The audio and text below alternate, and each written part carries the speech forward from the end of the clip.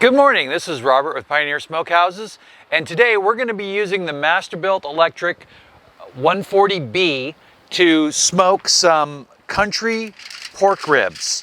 Now these ones are not like the regular ribs, these are the big chunky cuts like that, and I really like these ones because it's a lot of meat. It's almost like getting a pork chop with a rib. So let's start with the smoker. And the first thing I went ahead and did was I went ahead and preheated it at above 160 degrees. So I like to set it like at 170 so that way it'll smoke. And then when I go to put the wood chips in, the first batch will start smoking immediately, and I can adjust the temperature to wherever I want to go from there. If you know where you're going to go with the temperature, feel free to set it on that, but I like to do this about 15-20 minutes ahead so the smoker can get nice and warm and ready to smoke immediately. And then the smoke will hit it a little bit cooler than the cooking temperature for the first few minutes. So first thing we're going to do is we're going to put on the gloves. So I'll be right back. So as you know, this is a smoker gear channel. It's not so much a cooking channel, but I don't like to cook anything that's going to turn out bad. So today we're just going to use two simple things. We're going to use our standard 3-2-1-1, which is pepper, garlic, salt, smoked paprika, and don't forget the smoked paprika.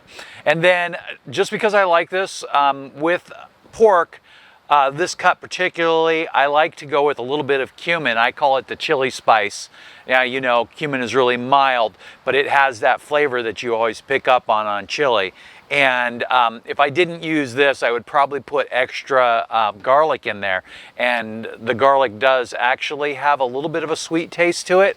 When you kind of have it in there, garlic, there is sugars in it, so it does have a nice little taste. I'm just gonna sprinkle the cumin. This is a pre-ground generic cumin, it's nothing special. I'm gonna sprinkle that lightly on here first. And I'm not killing it with it, I'm just adding a little bit of flavor.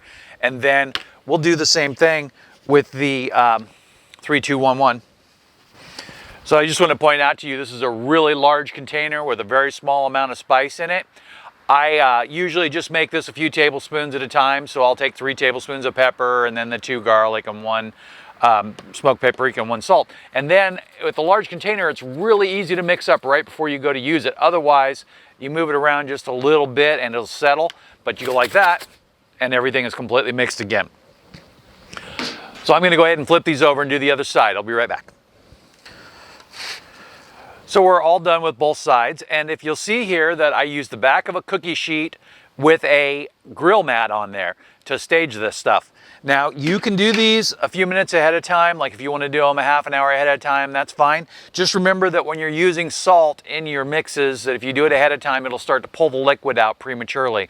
And unless you're going to leave it in like 8 hours to allow osmosis to complete completely, then you probably want to just season them right before you go to cook them.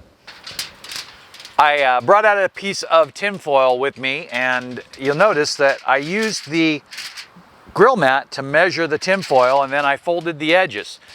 The reason I'm folding the edges is because this is going to be our drip catch. So we're just going to go ahead. We're going to go ahead and do that. And I do have a little bit of wood chips already in here going. I forgot to mention that. So that is sitting in there. I don't know why I would close the door, but then I'll go ahead and use this to insert those in there. Now, the temperature thermometer is right there. And so you want to put this in just above that if you want the most accurate temperature readings.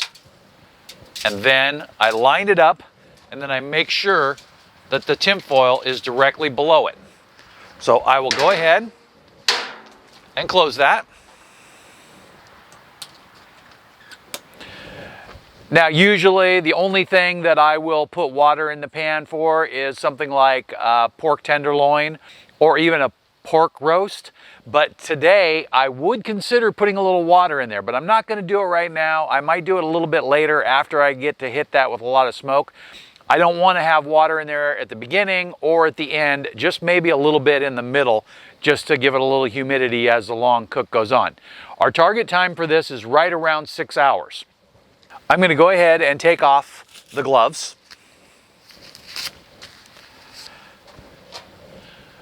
And then I'm going to check this. Now you can see the smoke is already coming out because I put those wood chips in advance. And the current smoker is set at 170, but it's just below that at 164. So my cooking temperature is going to be 225, and I want to cook it for 6 hours, which I just mentioned. So what I'm going to do is I'm going to set the time well above that. Then I'm going to go and push the temperature. So I set the time to 9. I'm going to push the temperature, and I'm going to raise that up to 220.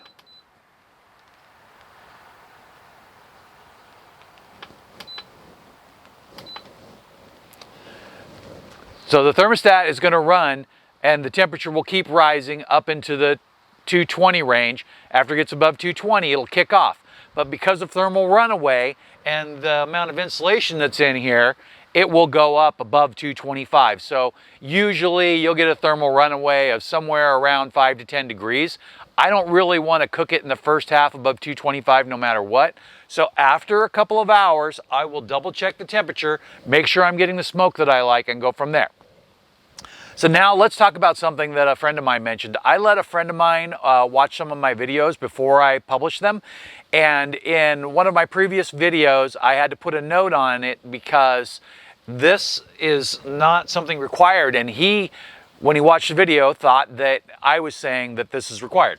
What this is what I call a birdhouse, and it is just a cold smoke device.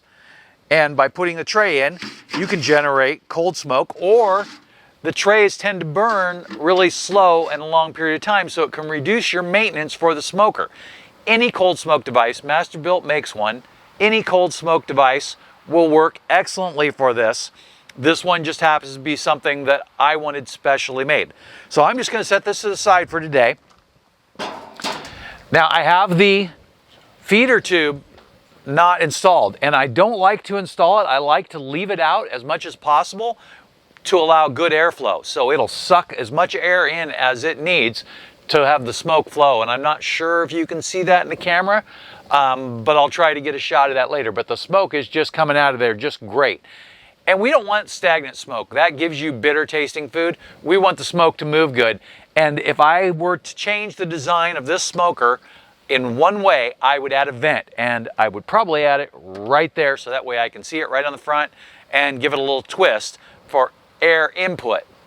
Then other than that, I love the design of these smokers, and they're great in the wintertime where something like the Little Chief or Big Chief will struggle with thermal insulation, but you can buy a blanket to make up for that. So again, we're just going to load in wood chips today in this video because I don't want to confuse you or make you think that you need anything else. So I put in some wood chips already, and that's what we're burning now. And then I have this bag of mesquite that I'm going to be using. And what I'll do is I will set a timer on my phone, and I will come out here and check this about every 45 minutes. So when the timer goes off, I'll come back out here and I'll fill that up. And I want to do that about 4 times. The second half of the cook, we will not need any smoke because it will have all the flavor that I want in it. It'll just be a nice slow cooking process. Now, another thing to think of is that the meat will still absorb smoke all the way through, and if you keep hitting it, it will get bitter. So we don't want to do that. We're going to go ahead and we're going to let this cook for a couple of hours, and I'll maintain the smoke, and then we'll come take a look at it. So for you, that'll be a couple of seconds. I'll be back here with the camera in 2 hours. I just wanted to bring you along while I load a little bit more wood chips here.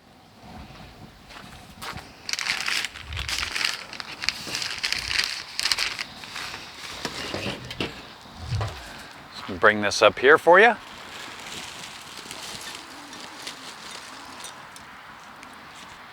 So you can pack this full, or you can just do like 2 halves, and sometimes it's easier just to do 2 halves at a time.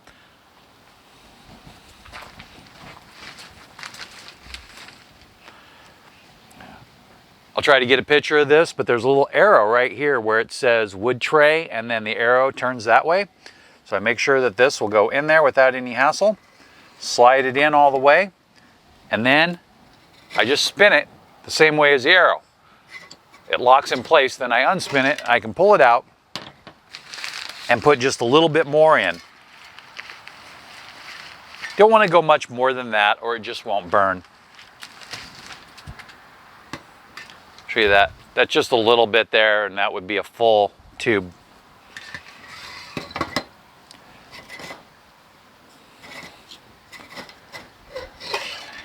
And you can feel that it's full because it got stuck on the way out. And then I'm going to leave this sitting here because I want the airflow. And then I spilled a little bit.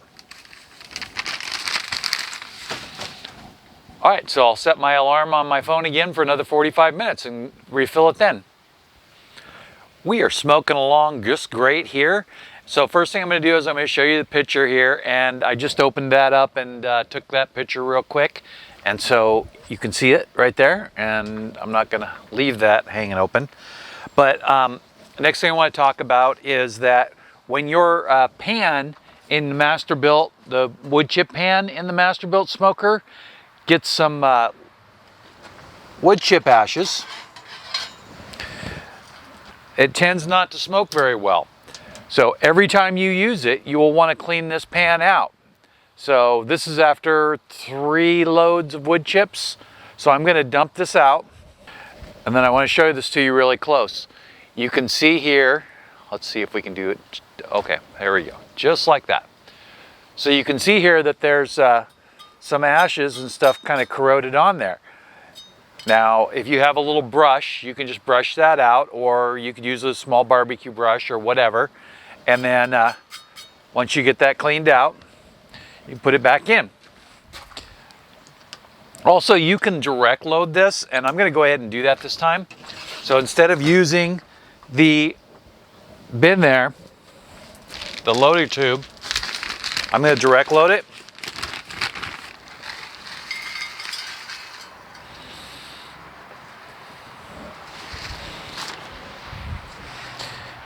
And you need to make sure that it is not higher than this or it won't go in. So it needs to be lower than the level there, and you can see I kind of leveled it out. And then we'll open that up and we'll just, I guess it could be a little higher. There's a little more room in there than I thought.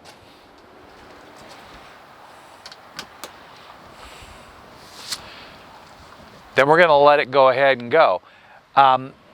Now, when you do direct load it, like you might do that at the beginning, you could get it as full as you can by looking in there and figuring out where exactly it is, and then the smoke will run a little bit longer. But now, in about 5 minutes, this thing will be roaring along full speed with the smoke, and then I'll add a little bit more on the top of that after that burns off.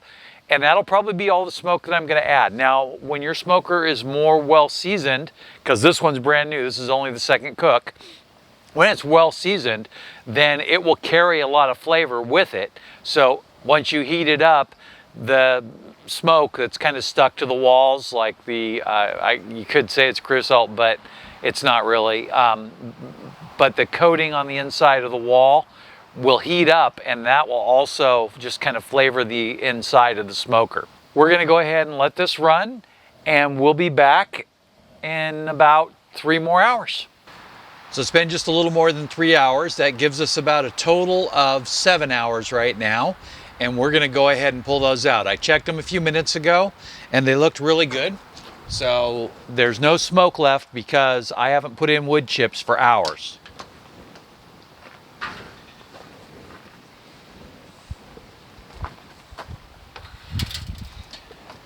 You see, with the grill mat, I can pull it out without any hassle at all. And then I'll just set the cookie sheet under here, and I just set it right in on the cookie sheet, just like that. I'm going to bring these up here so you can get a really good look at them. So check those out. Pretty good looking there. I went ahead and brought out a plate this time because I don't really want to cut on the grill mat. So I'm going to take this one here on the end. It's pretty small, and I'm sure it's well done. I did temp them, and they're at about 152, which is a little warmer than I would like to go. But that looks really nice. They're firm. They're not falling apart.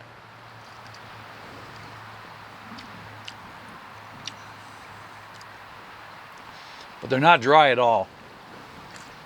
I'm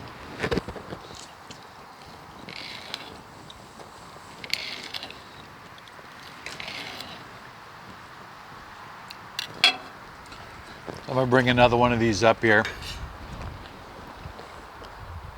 So that's the fat layer there. So we'll just get rid of that. So this is a piece right here.